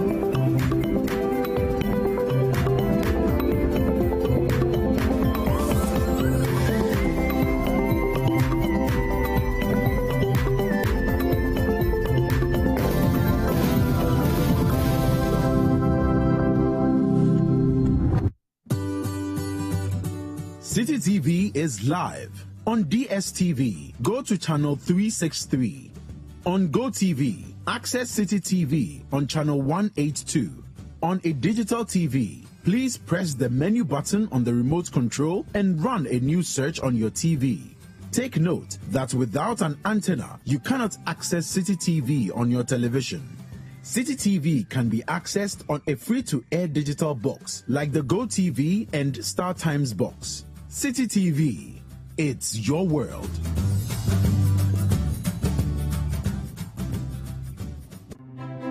Imagine if you can get all the understanding on some of the difficult subjects you struggle with in school. As a student, do you feel dissatisfied with how hard it is to figure out a subject you're learning? Or as a parent or guardian, do you worry that your child is struggling to understand some of the subjects in school? Well, now you don't need to sign up for extra lessons or to enable senior high school students gain a much better understanding of what they learn in school. All you need is a TV, a chair, your notebook, and your pen. Get clarity on subjects such as maths, English, IT, and science. Class Act airs every Monday to Thursday at 5:30 p.m. on Citi TV on DSTV channel 363 and GoTV channel 182. Don't forget your pens, pencils, and your notebooks and tune in to Class Act only on Citi TV.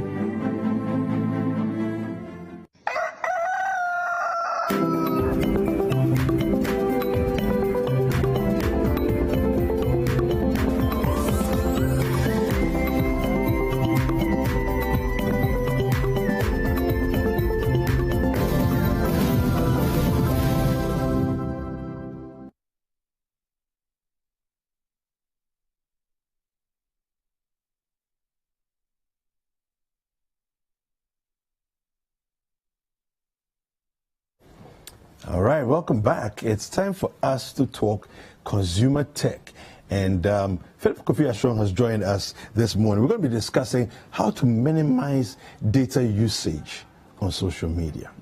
It's a fascinating conversation because we're all on social media these days. And, you know, some of us have begun to notice how much money we're actually spending on that. Philip Kofi Ashong, good morning. Well, good morning. Yes, how are you? I'm doing pretty good, and I have a little surprise. Yesterday's conversation for you as well. Was fantastic. Yeah, yesterday's discussion was great. Dealing with, and we'll come to that. Today we have a bit of a surprise. Okay. We'll be unboxing this little device here at the end of the conversation as well. So we have quite a bit to get through today. Okay. So let's jump straight in. Yeah.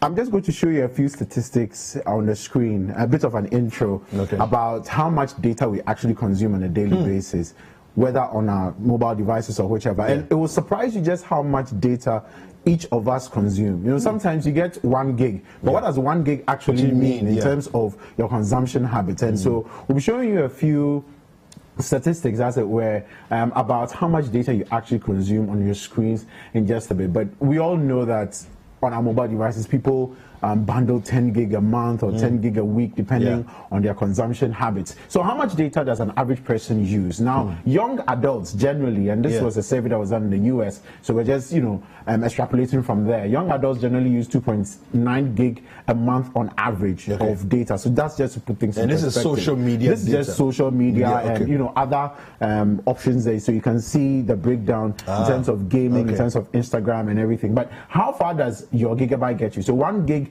gets you to stream 160 songs on Spotify, and then you can see the breakdown there. 5 gig allows you to watch 300 hours surfing the web, and then you're able to access over 170,000 emails that have been sent you.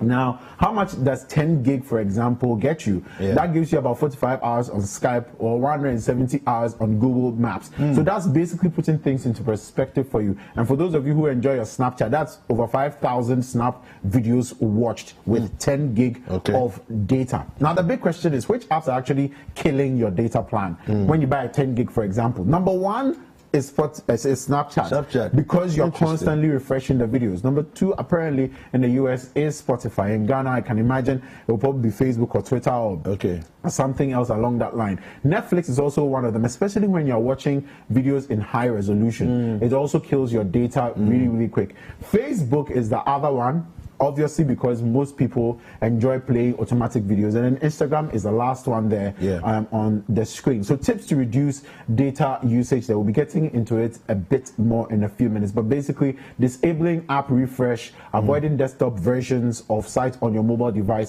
using Wi-Fi when possible, and then setting data alerts to check on cellular usage. This usually works on most Android devices, where you can set a data cap, for example, on the phone, so that the phone is able to realize, okay, when I get to this amount of data usage a month, I'm supposed to limit it. So that's basically, some statistic. And we can go back to the top of the video so you understand where we've come from.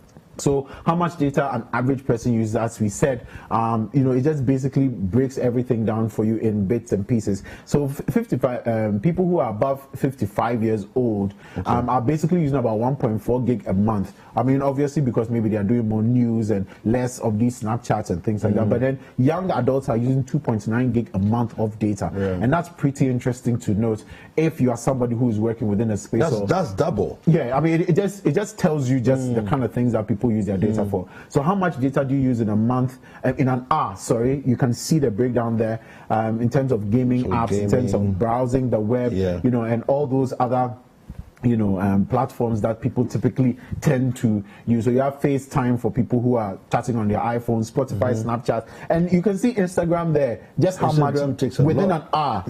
Within an hour, you see how much of your data your IG is using, just so that you put things in perspective when you're watching your IG stories and things like that. So, I mean, in summary, these are some of the things that we need to draw our minds to in terms of what sort of things our data is being used for on a daily basis. And you can see that 1 gig of data gives you 1 hour of Netflix at high resolution. So just imagine if you have 340 gig for the month or for a couple of months. Just put that in perspective. 1 gig is equal to 1 hour of high resolution viewing on Netflix. Just put that in perspective for yourself when you are purchasing your data. So big question is, how do you save data?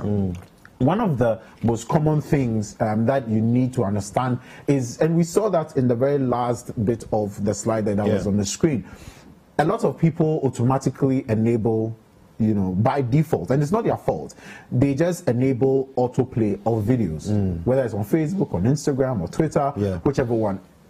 And unfortunately, that is one of the biggest consumers of your data, because most people don't even reduce the quality of the video they are watching. So most videos are in high res or in HD, and you high don't definition. need high res for a mobile device. So a lot of people by default, and most of your devices at home are by default set to view videos and pictures in high definition. And so one of the first things you can do is to remove that. You basically just need to take that off so that your data doesn't run. And I'm just going to show you an example of doing this, change on Facebook especially, and I'm going to show viewers how they can do that, or the process to do that on both desktop and then on mobile. So let's start off with the desktop option. So let's say you have a desktop and you typically view your Facebook on it.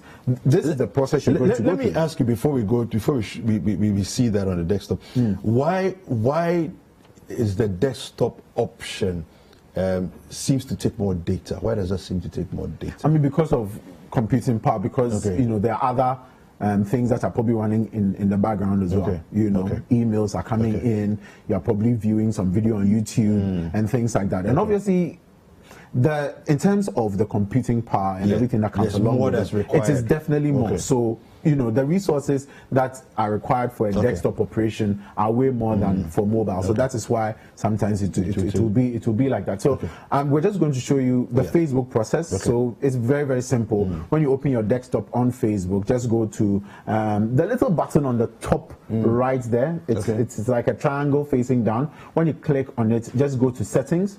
And you can see settings and privacy there. Just click on that and then go to settings. And then once you go to settings, it will show you the video tab. The video tab will be somewhere close to the bottom. When you click on that, so you can see the video tab at the very bottom there. So just click on the video tab at the very bottom and bottom left bottom there. You can see that when you click on that, it will show you some options. And then once you get into the options, you see a couple of things that you need to do.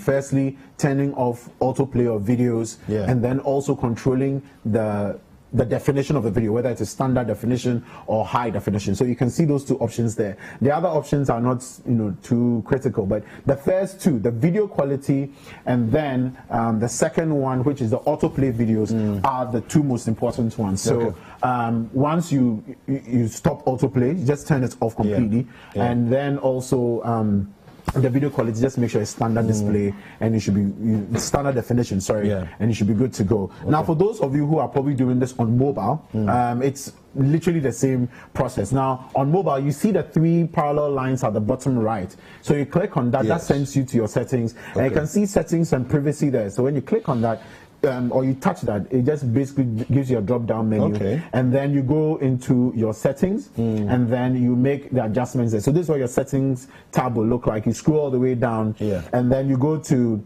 media and video. That's all the way at the bottom. And then when you go there, you can basically deactivate or stop the autoplay of videos and things like that. And this is what typically happens on mobile. Now, the reason why you probably not see us go through, and these are the settings on mobile. You can see there quite a number of them turned off already. So you can view the photos in HD. You can also view the videos in HD if you have access to data. But then obviously, for the purposes of today's conversation, you don't have a lot of data you want to minimize. And so what I will advise is that you turn off upload HD photo and upload HD video or view HD video. You turn those off, and then you change that little setting there, that autoplay setting there. Currently, mine was set at on mobile data and Wi-Fi because I buy quite a bit of data and I use quite a bit of data. But in order to reduce it, just keep it at on Wi-Fi connection only, just to be on the safe side. So when it doesn't have a Wi-Fi connection, it won't download. It won't. No.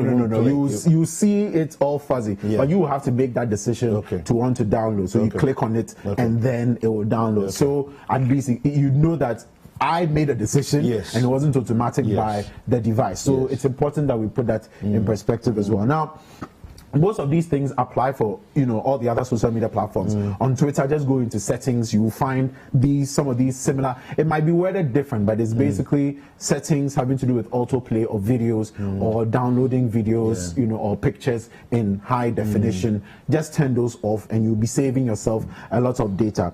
On IG, for example, on Instagram, there's something called removing useless data. It's very interesting. It basically happens when you're scrolling. Sometimes videos play automatically or pictures load automatically and things like that. And sometimes when you use your phone to take a picture, in IG, not like the phone camera app, but then you open IG and you take a picture. What happens is it saves a temporary version of the file. And basically takes up a bit of data as well. So it's important that you turn off all those things in IG settings. So just go to IG settings and then look through the options. You'll find all those options there.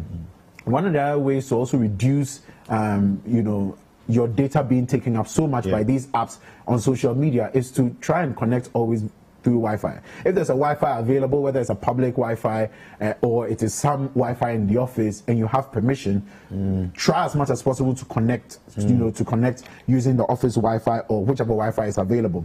Also, if you can, if you are an addict probably on social media, try and switch off your mobile data from time to time. Okay. So for example, you're in the office right now, you are kind of busy, switch off your mobile data so you know the refreshes don't happen in the background. One of the other things also is the background refresh. So there's a lot happening in the background. You know, people are sending you notifications, you realize all those things are enabled by app background refresh. Okay. So go into your settings on your phone and turn off app background refresh.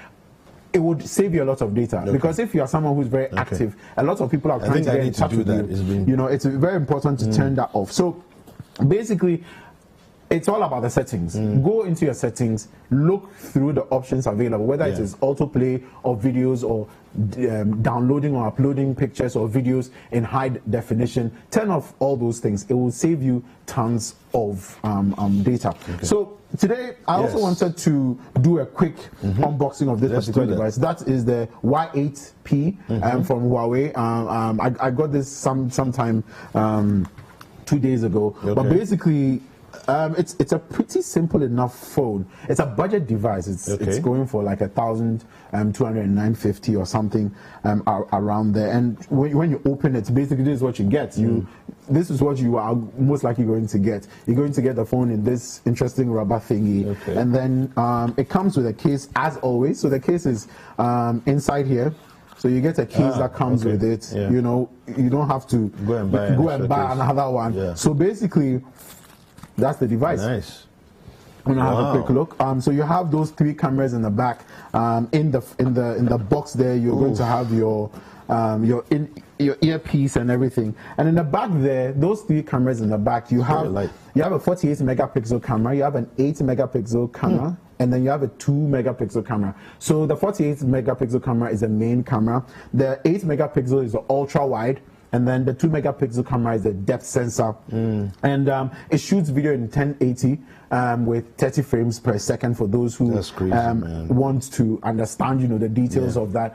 But then this device, just like the one we reviewed a couple of weeks ago, also is running on the Huawei mobile services. So you don't have your Google services typically running on it. So you have the Huawei service. You have to go into the app gallery to download all the apps and things like that. But it's being built up. There are quite a number of apps still available, and you can get all those apps. But it has a 128 gig memory for storage. So you have 128 gig. Yeah, I mean that's pretty fair for the price point. It's 1,300 CDs, you know, for 128, and it comes in 2 versions. So you have the 6 gig RAM version, and then you have the 4 gig RAM version. So depending on which one, you know, you get yourself to pick up. It has FM radio. For me, that's I don't remember the last time I handled a phone with a radio on it. Radio on it. So it was a pretty interesting highlight. I like that. Yeah, it's easy to have in the hand. This particular model is 6 gig. You know, so I mean, I just feel that if you're working on a budget, this is a very, very good device to have. It's a Y8P. Just look out for it if you can. It's a very, very interesting device. And we'll be posting the reviews on the website, citinewsroom.com. So do check it out. Right. Thank you very much, Philip. Philip Kofi-Ashong is the host of City Trends on 97.3 Citi FM and also